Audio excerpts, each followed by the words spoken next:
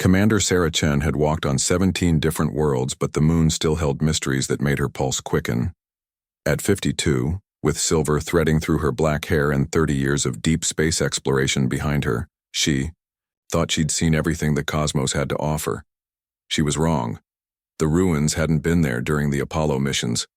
Hell, they hadn't been there during her last lunar survey just 5 years ago. Yet now, as her rover crested the rim of Shackleton Crater, the structures sprawled before her like a metallic infection on the moon's pristine surface. "Control, this is Chen. I've reached the anomaly site." Her voice crackled through the comm system back to Earth, the 3-second delay making real-time conversation impossible. The structures appear to be constructed. Definitely not natural. Formation.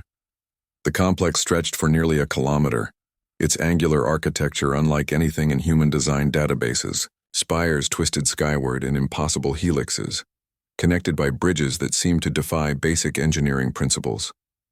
The entire structure gleamed with an oily, iridescent sheen that shifted colors as Sarah moved her position. But it was the lights that had drawn her here.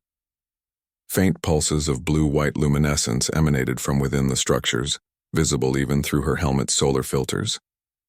Earth's best xenoarchaeologists had been studying the satellite footage for months, but Sarah was the first human to see them up close.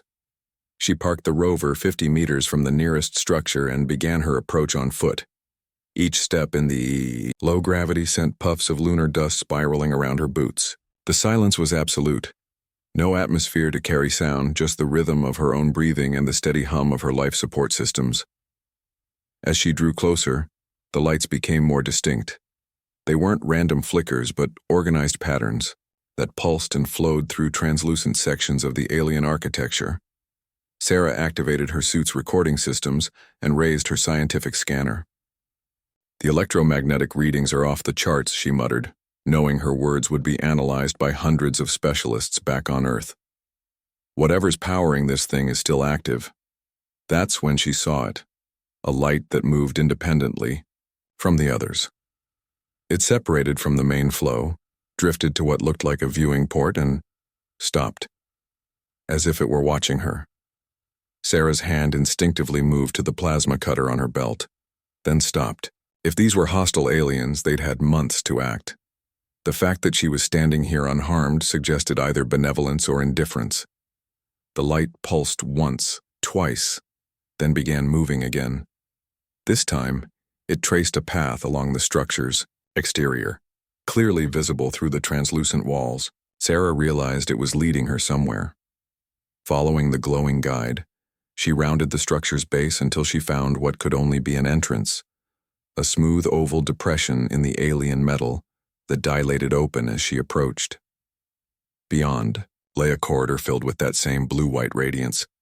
"Control, I'm entering the structure," she announced, knowing Earth wouldn't receive the message for another 3 seconds. By the time they could order her to stop, she'd either be dead or have made the most significant discovery in human history. The corridor walls pulsed with bioluminescent veins that reminded Sarah of deep-sea creatures she'd studied in her marine biology days. But this was technology, not biology, though perhaps the distinction wasn't as clear as humans like to believe. The guiding light waited at the corridor's end, hovering before what appeared to be a vast chamber. Sarah stepped through the threshold and gasped. The chamber was massive, its domed ceiling disappearing into darkness above. But it wasn't empty. Thousands of lights drifted through the space like living constellations, each one pulsing with its own rhythm. As Sarah watched, patterns emerged. Communication networks, she realized. The lights were talking to each other. Her presence hadn't gone unnoticed. One by one, the lights began turning toward her, their pulsing synchronizing until the entire chamber thrummed with unified luminescence. Sarah felt like an insect that had wandered into a hive mind's meeting hall. Then they began to move. Not toward her, but around her, creating intricate geometric patterns in the air. Sarah recognized mathematical sequences in their formations, prime numbers, the Fibonacci spiral, pi calculated to dozens of decimal places. They were trying to establish common ground, to prove intelligence. "Holy shit," Sarah whispered, then caught herself. I mean, contact achieved. The lights responded to her voice, their patterns becoming more complex. Sarah pulled out her tablet and began inputting mathematical responses. Simple equations at first, then more complex theorems. Each time, the lights acknowledged her answers and posed new challenges. As the dialogue continued, Sarah began to understand. These weren't aliens in the traditional sense. They were refugees, survivors of a civilization that had transcended physical form eons ago. They'd been fleeing something, traveling from world to world, seeking sanctuary, but they'd been watching humanity, studying them, and they'd reached a conclusion that made Sarah's blood run cold. The patterns they showed her next weren't mathematical. They were tactical. Star maps with marked locations, fleet positions, invasion routes. Earth wasn't just being observed, it was being hunted. The lights pulsed urgently now, and Sarah understood their message with crystal clarity. The hunters were coming. But humanity wasn't defenseless. These refugees had something to offer: knowledge, technology, an alliance. The question was whether her species was ready to join a galactic war that had been raging since before humans had descended from the trees. Sarah looked up at the swirling lights, then activated her comm system.